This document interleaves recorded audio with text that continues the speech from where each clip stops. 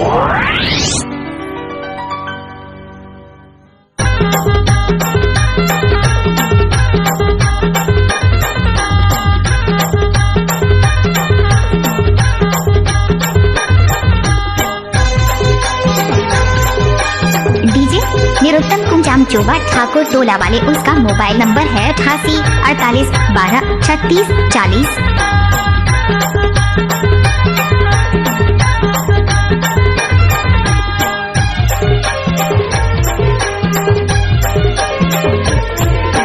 तोर बहनी भाभी तोर बहनी देखै पलट के तोर बहनी, तोर बहनी भाभी तोर बहनी देखै पलट के तोर बहनी, तोर बहनी भाभी तोर बहनी, तोर बहनी भाभी तोर बहनी, तोर बहनी भाभी तोर बहनी हाय, तोर बहनी हाय।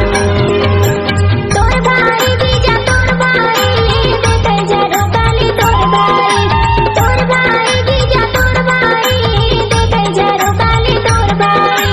तोर बहनी भाभी तोर बहनी देखै पलट के तोर बहनी, तोर बहनी भाभी तोर बहनी देखै पलट के तोर बहनी हाय वो।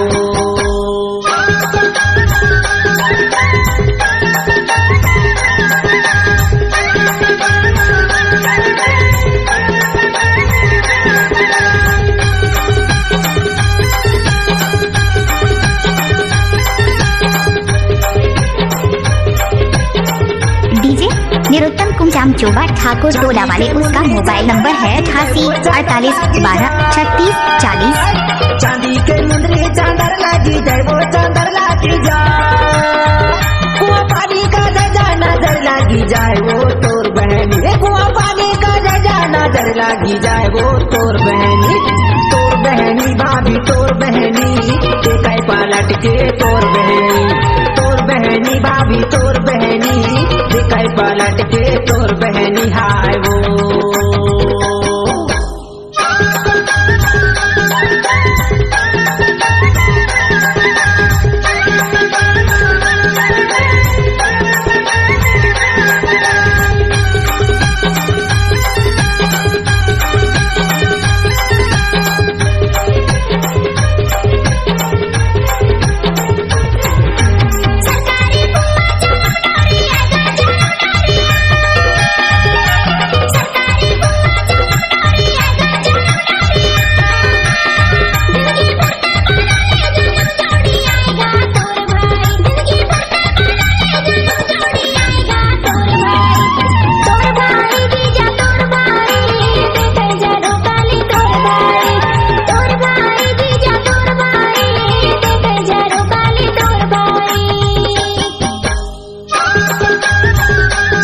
डीजे निरुत्तम कुंजाम चोबा ठाकुर टोला वाले, उसका मोबाइल नंबर है 88 48 12 36 40।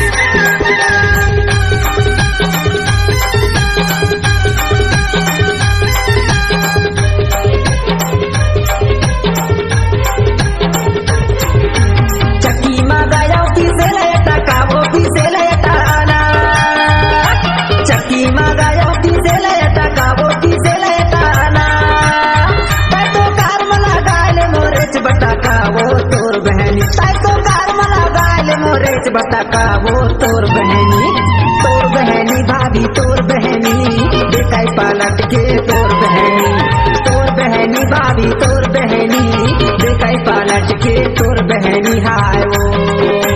तोर भाई जीजा तोर डीजे निरुत्तम कुंजाम चोबा ठाकुर टोला वाले, उसका मोबाइल नंबर है 88 48 12 36 40।